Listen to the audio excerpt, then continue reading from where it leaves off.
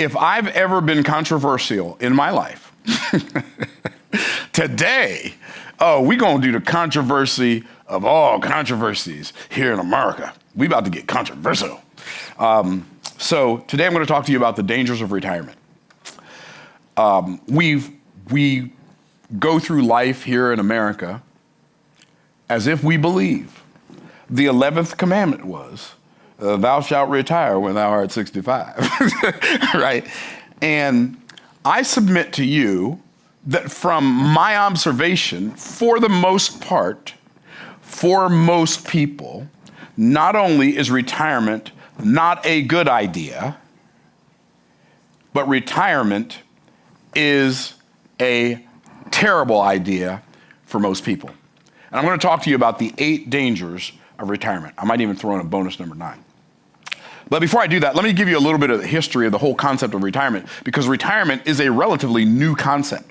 In fact, did you know that the concept of a job is a relatively new concept? Like it didn't exist like a job. I'm not saying work. In fact, we've come to equate work with having a job. And when people don't have a job, maybe they have a business, maybe they're a stay-at-home mom, they say things like, well, I don't work. What do you mean you don't work? You're a stay-at-home mom? Oh, if you don't do nothing, you work. Now, you got plenty of work to do. Oh, you own your own business? You don't work? No, you work. There's a seminar company that has an event called Never Work Again.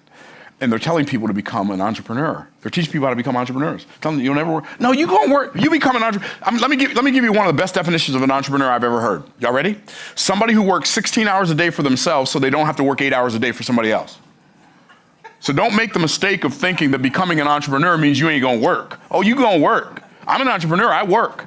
So, but this whole idea of retirement, we have this idea that it's a good idea because, well, let me give you the history of retirement. Pre-1800s, there was no such thing. It never existed. It was not even a concept in anybody's mind. So, no retirement, you worked until you died. Which, by the way, working until you die is not necessarily a bad idea. It's way better than working and then retiring and dying because you retired. Okay, this is way better than that. Okay, so in the late 1800s, the first corporate pension plans emerged. You know who created the first corporate pension plan? American Express. They created the first corporate pension plan, and that was in 1875. In 1935, during the Great Depression, what happened was older people found it increasingly hard to sustain themselves. And so a lot of older people died because they didn't have work and they didn't have a way to take care of themselves, and they didn't have like families that they could go stay with, and it just was very devastating to senior citizens. And FDR stepped in and said, I'm gonna create like a government-funded pension plan, which was when they created the Social Security in 1935, a national retirement. And so they said, we'll tax everybody a percentage of their income so that when they become a senior, like when they become retirement age, that wasn't a phrase, but what we think of as retirement age, then the government can take care of them for the rest of their lives. But here's the caveat. The average lifespan was only 61. So most people never lived long enough to get it. So this is like a great government Ponzi scheme. Okay. Anyway.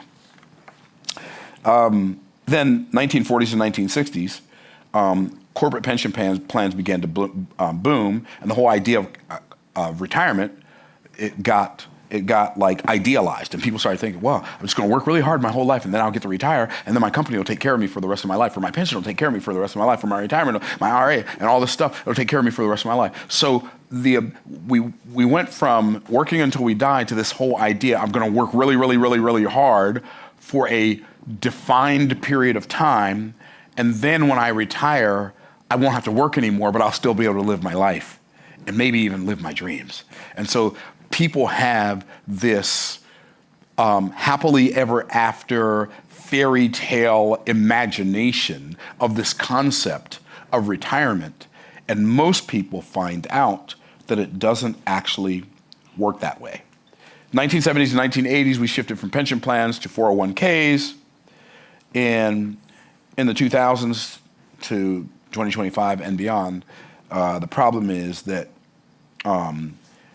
people live longer, and so retirement is constantly being redefined. And so here are the 8 dangers of retirement. Number 1, a drift from direction. Without a clear sense of purpose, retirement can lead to aimlessness and apathy. And so many people, when they retire, they feel lost. Why do they feel lost? Because when they were working, their identity was wrapped up in the work that they did. You ask people, so, what do you do for a living? It's so fascinating. That's an interesting question. What do you do for a living? How many of you have been asked that question before? I've been asked that question a bunch of, what do you do for a living? We've asked that question, what do you do for a living? But there is a better question that we could ask. What's the better question? A better question than what do you do for a living? Here's a better question. What do you do while you're living? Most people are so caught up in what they do for a living that they forget to do something while they're living. And so what they do is they work, and then they go home and indulge, and then they get rested up so they can go back and binge. And what our objective is, we're gonna work until we get to some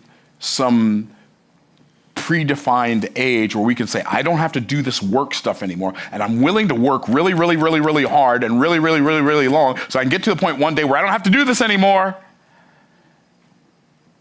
But when that happens, a lot of people feel lost. And some people die just because they feel useless. Like, I don't ever want to feel useless.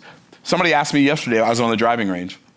I was hitting golf balls. I saw this guy that I used to play golf with sometimes. His name's Bill. He said, hey, Bill, how you doing? He said, hey, Myron, how you doing? I said, great. He said, how's business? Oh, business is booming. He said, no. He said, are you retired? I said, oh, no, I have no intention of retiring. I have no intention of ever retiring. Like, I love what I do too much. Why, retire from this? Child, please. Right? So a drift from direction. Then that leads to a decline in discernment. Like, it's interesting how purpose is directional, right? Whereas, like, confusion is more environmentally. Like, where am I? What am I going to do with my life, right?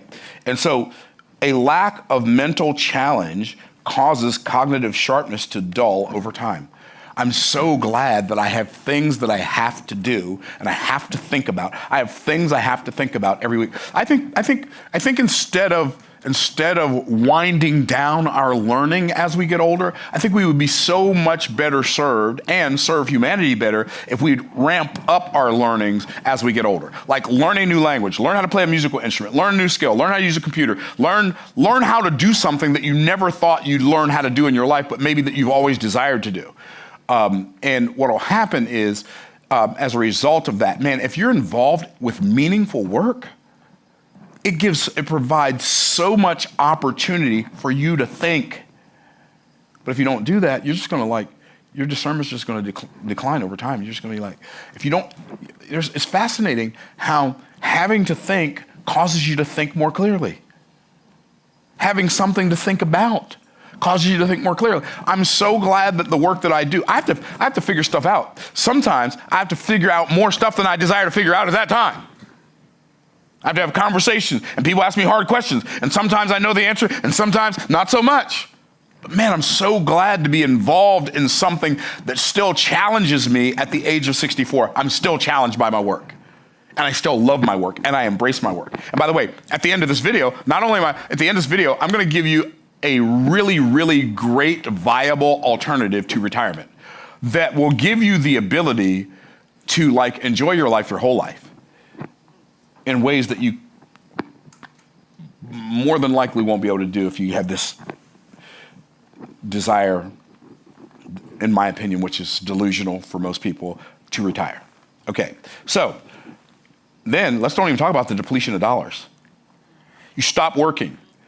So now, and most people's retirement plans do not compensate them 100% of what they were making when they were working. So now you're going to retire. This is your goal. So I just want to make sure that we're all on the same page. Your goal is to stop doing the work that you're good at. So you can stop working, get 1/2 to 75% of what you couldn't live on when you were working. And somehow this is going to make your life better. So now you've got all this time in front of you, but you have no money to enjoy it. When you were working, you had the money, but you didn't have the time to enjoy it. Why? Because that's how you set up your life. See, if you don't create a life by design, you're going to live a life by default. If you don't design your life, somebody else is going to design it for you. And so you have a depletion of dollars. And you don't have to have a depletion in dollars as you get older. If you become the more financially literate you become, the better off you can be doing as you get older.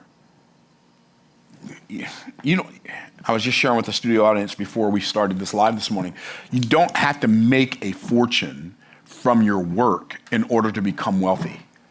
You just have to have a better plan for your money based on a better understanding of the purpose of money in order for you to create wealth. And then when you get what they call retirement age, your dollars don't have to deplete. Like, I don't need to work. I'm not working because I need the money. I don't need the money. I can invest, I can live off of my investments for the rest of my life. And I'd be okay, I'd be fine. I'd fully sustained. I could just play golf, have a golf YouTube channel, have my Bible study YouTube channel, my business YouTube channel, just because I know stuff about business and people like asking me questions. And this is a great place for me to answer those questions, because then for those of you who believe you don't have enough money to pay for it, you don't have to pay me, and I don't have to have one-on-one conversations with you. Everybody wins, right? And so, like, YouTube could pay me, but my investments could pay me, and I don't have to do any of this stuff anymore. It's like so simple. Okay, depletion of dollars. And then this is probably the most dangerous, maybe not, I don't know which, but this is really dangerous. You have a drop in discipline. You lose the structure of work, and because that was the main structure of your life, you lose a lot more structure in your life. And so you don't have discipline anymore. You just kind of do whatever you want to do when you want to do it, and you don't have structure. Unfortunately, one of the reasons most people need a boss is because they don't have the ability to make themselves do the things that they need to do the most when they need to do the most. That's the reason most people need a boss, because most people don't have enough self-discipline. They don't have enough self-motivation in order to make themselves do what they... Now, I'm not saying it's true about everybody, but that's true about a lot of people. And so you quit working, and now you don't have a reason to be disciplined anymore. So you just kind of let yourself go. So now that time you were spending working, you're spending watching television and eating Twinkies and Ho-Hos. Well, maybe that's not the best use of your time. And so you have a drop in discipline, and now all of a sudden you start to pick up some excess weight. Now all of a sudden your joints start to hurt. You know what trips me out? Dr. Siobhan, you're a physical therapist. You can appreciate this. People say, oh, I have a bad knee. They say, oh, I have a bad back. You don't have a bad knee. You have a really, really good knee that's doing the best it can to put up with your bad habits. A bad knee? Your knee ain't bad. Your knee's doing the best it can. You don't, okay, if your knee could talk, what would it say about you while you're blaming it for being bad? Oh snap. You know what's really fascinating? Like, I've had issues with my back my whole life. Like, I have like, I mean, x-rays like show. I have degenerative discs and blah, blah, blah, blah, blah, blah, and all of these maladies, right? Because I had polio as an infant, and I walk with a brace, and my gait is off, and it's like, that's not good for your lower back. But guess what? I have virtually no residual acute systemic pain in my body. Now, sometimes my back locks up, but it hasn't recently, not since I've been consistent and intense about working out. So I do back exercises every day. I do back exercises, and guess what happens? See, your body knows how to compensate for what's missing in your body.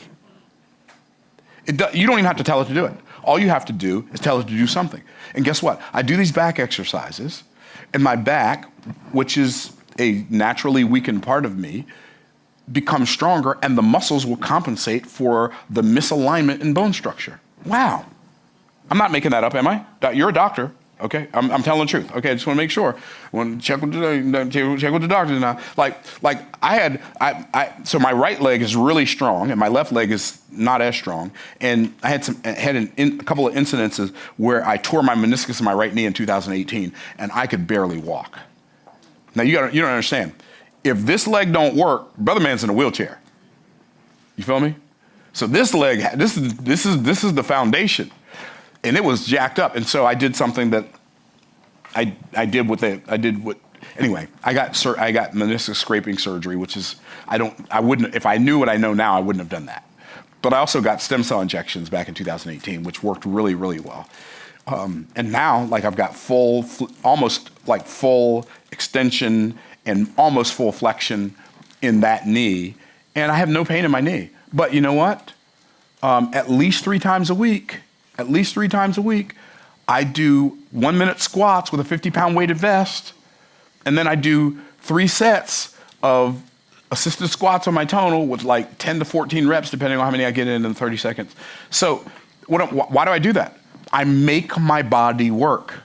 Why? So that when I need it to work, it knows how. But if we retire because, well, I deserve not to work anymore, what does that even mean? Right? Then we have a drop in discipline, and we start losing like the motivation and the reason to find something. You want to live? Who wants to live to be 100? Who'd like to live to be 100 and healthy? Not just live to be 100 and be like people like dragging you around like Weekend at Bernie's, right? No, but you want to live to be 100 and healthy, right? Find something. Figure out something you want to do with vim and vigor at 100, and envision that every day while you're working out. And work out for that reason. Like I don't work out because I want to have big biceps. I already have big biceps. I mean, what have you ever in your life seen anything? No, I'm just kidding. That's not why I work out. I don't work out because I want to have big biceps. I don't work out because I want to have shoulder rollers. That's what my coach says. He's like shoulder boulders. Come on, let's go, shoulder boulders. Like I'm not working out because I want shoulder boulders. I do like the idea of shoulder boulders, though, but that's not why I'm doing it. I'm doing it because I have a great desire for this body to serve me into my 100s. And so guess what? I act as if that's real right now while I'm 36 years away from 100. Like, get a vision for your future and don't have a drop in your discipline. Okay. I don't know if we're ready for this. Disconnection of daily relationships. When you leave the workplace, now you have fewer people to interact with. And God is not right about heaven and wrong about this. It is not good for man to be alone. People need people. Even people who don't like people need people.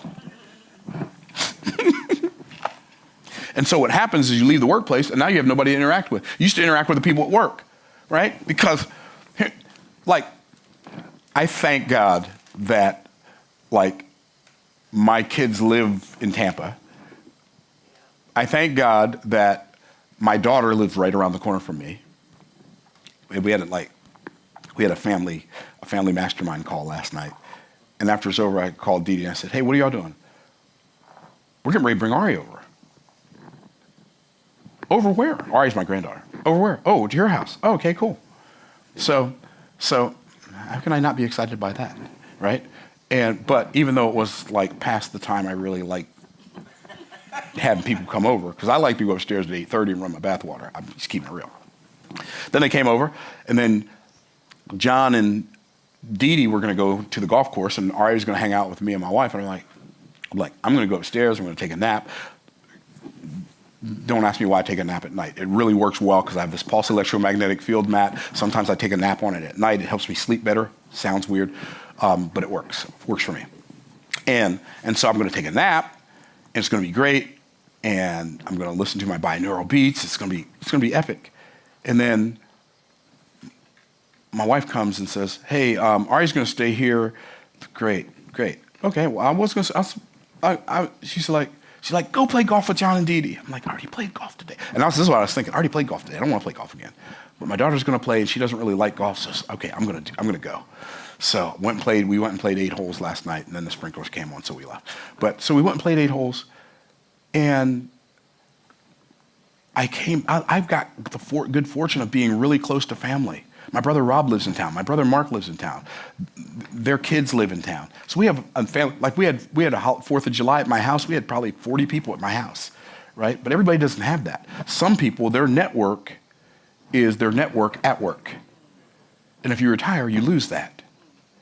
And then you start being disconnected from people. Then you start wondering if people like you. Then you start wondering if your life matters. Then it just creates all kinds of negative impacts that we, like, I'm just talking, like, I'm going to give you a viable alternative to retirement that's really, really way more fun, way better, way more profitable, way more exciting here in a minute. So that was number 5. Number 6, disruption in domestic dynamics. Unrealistic expectations at home can create tension with the spouse and family. Retiring, now the person who only had to deal with you a couple of hours a day, now they got to put up with you all day long. Go do something. I don't care what you do. You got to get up out of here. Can I get a witness? Right? It's like, I love you, but I want to love you in smaller doses. Right? Y'all know what I'm talking about? Now, if you and your spouse spend all day together and y'all work together, that's fine. But the reality is, like, I actually could hang out with my wife all day. I don't think she could hang out with me all day though, because I'm a lot. I'm a lot. Oh, I'm a lot. Trust me, I'm a lot. I always have an idea. I always have something great I want to do. I always have, hey, let's do this. Hey, let's do that. You'd be like, bruh, go. Okay. So we are gonna. We are going to take a vacation. My wife and I, we're going to take a month of vacation for our 40th anniversary. We're leaving on August 24th, and we're not coming back till September 25th. If we're not tired of the world, unless we're tired of the world. If we're not tired of the world, then we might stay longer. Okay, so disruption of domestic dynamics. Like, absence does make the heart grow fonder, right? And then, so number 6 is diminishing of distinctions. Retirees feel their value and their voice are no longer vital in the marketplace or at home. They don't matter. I feel like I don't matter. I don't want to ever feel like I don't matter. You know, here's what's cool. My family makes me feel like I matter, so I'm cool, right? But when I come here, like, I create a YouTube video. People watch it. Oh, maybe something I think, something I believe. Wouldn't it be a shame for somebody who's lived for 64 years and knows something, and they actually put it out there and said, well, May 14th next year, I'm going to be 65. I'm done doing this. Y'all just going to have to watch the videos I already have up there. There's so many people who've lived a long time and had a lot of experiences and so much to offer, and they, because of some arbitrary timeline that somebody else created, they say, I'm not going to do this anymore. I'm just going to retire. Why? That doesn't make any sense. You can do whatever you want to do. I'm not saying don't retire. I'm saying, have you really ever thought about whether or not that was really your idea? Or are you just doing it because they told you that's what you're supposed to do when you get here? So you have this anyway, I'm going to give you an alternative here shortly. So diminishing of distinctions and a detour from devotion. Without routine, spiritual practices can fade and faith can stagnate. One of the primary reasons I work is to exercise my God-likeness. What did Jesus say? He said, my Father works, hitherto I work. What else did he say? I must work the work of him that sent me while it is day, for the night cometh when no man can work.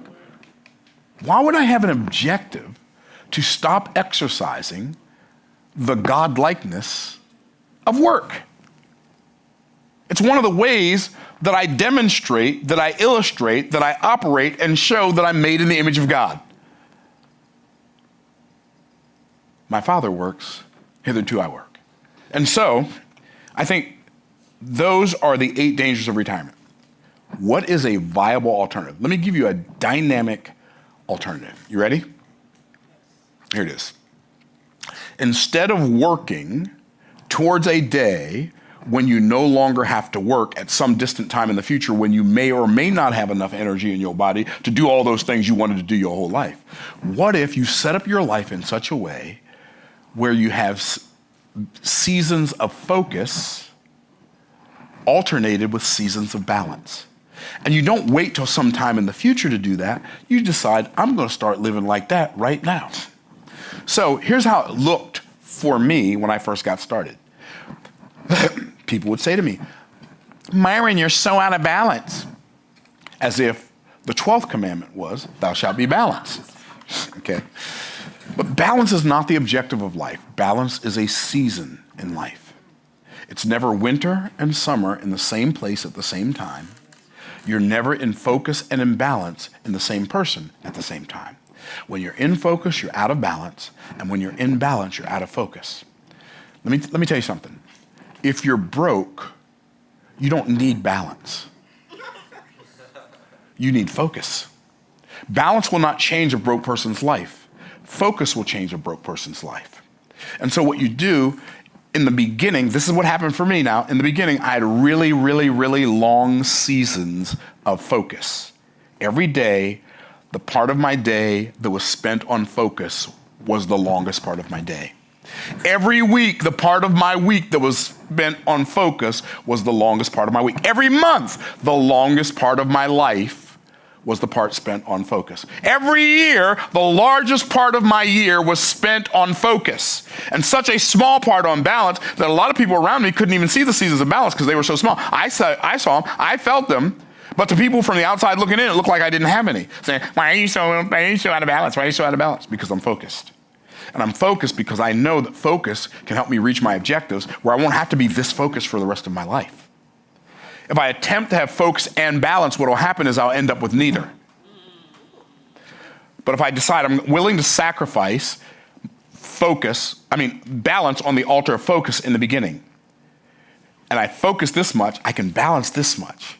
And that much balance gives me the ability to recover in my day, in my week, in my month, in my year. This much focus, this much balance, this much focus. And the longer I focus consistently and intensely over a longer period of time, my seasons of focus become more effective, which means they get shorter. They're more optimized, so they don't have to be as long. And my seasons of balance get bigger. And so eventually I get to the point where my seasons of focus are this big and my seasons of balance are this big. And then my seasons of focus are this big and my seasons of balance are this big. And my seasons of focus are this big and my seasons of balance are this big. And if you work hard enough, long enough, on the right things, over a long enough period of time, what you can expect is that eventually,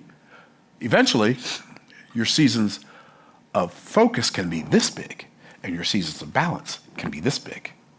And even though I'm not retired, I'm 64 years of age, even though I'm not retired, I get to do way more stuff than retired people can do because I did this for such a long period of time. And now my seasons of focus are this big. I come into the studio other than the week when we have a challenge, which is this week, by the way, and our Make More Offers challenge starts in about 30 minutes from now. So if you want to join our Make More Offers challenge, go to makemoreofferschallenge.com, get a VIP ticket, or get a general admission ticket, either one. And if you go to makemoreofferschallenge.com, it starts at 11 a.m. If you buy it at 10:55, you're not going to be able to get in the challenge until next month. So I'm just telling you. So other than this week, where we have our Make More Offers challenge, every other week, I come to my studio on Monday from 9 to about 11 o'clock, unless I have a coaching call, then it might be until 1:30. And then I do the same thing on Thursday, 9 to about 11, unless I have a coaching call. It may go to about 1:30, then I'm done. And then during my week of my challenge, I'm here from 11 to 1 every day that week.